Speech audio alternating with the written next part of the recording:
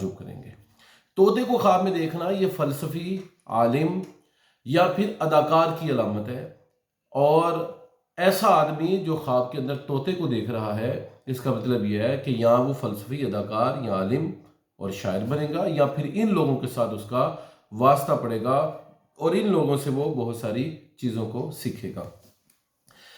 تعبیر الرؤیا کے حوالے سے اگر ہم دیکھیں تو امام جعفر صادق رحمۃ اللہ علیہ نے 4 تعبیرات بیان کی ہیں خواب میں طوطے کو دیکھنے کی۔ فرمایا اس سے فرزند مراد ہے، بعد لڑکی سے شادی مراد ہے، غلام مراد ہے، یہ پارسا شاگرد مراد ہے۔ اسی طرح آپ فرماتے ہیں کہ اگر کسی آدمی نے دیکھا کہ طوطا خواب کے اندر ہے، اور طوطے اب مختلف رنگوں کا طوطا ہے، تو یہ کثیر الحرکت عورت کی علامت ہے کہ ایسی عورت سے واسطہ پڑے گا جس کی یعنی بہت زیادہ جو کام کرتی ہوگی، اور الگ الگ اس کے جو ہے نا وہ کام کے رویے ہوں گے، وہ گھر کے سارے کام کاج، باہر کے کام کاج، یہ تمام کام کاج اس کے لیے آسان ہو جائیں، یعنی ہوشیار عورت کی علامت ہے۔ بسا اوقات طوطا خواب کے اندر دیکھنا یہ شیخی مارنے، متکبر ہونے کی علامت بھی ہوا کرتا ہے، اور بے برکت آدمی کی علامت بھی ہوا کرتا ہے۔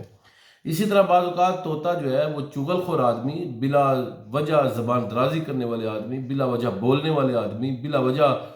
گفتگو کرنے والے آدمی کی طرف بھی اشارہ ہوا کرتا ہے۔ اگر کسی آدمی نے دیکھا کہ وہ طوطا فروش کے پاس ہے، تو یہ یا طوطا فروش بن چکا ہے، تو یہ ظلم کرنے یا ظالم آدمی کا ساتھ دینے، جھوٹے کا ساتھ دینے کی علامت ہوا کرتا ہے۔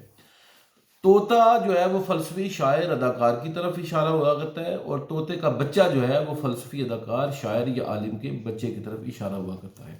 تو خواب میں طوطا دیکھنا یہ بعض اوقات خیر کی علامت ہوا کرتا ہے، اور طوطے کے انڈے دیکھنا یہ بھی خیر کے حصول کی طرف اشارہ ہوا کرتا ہے۔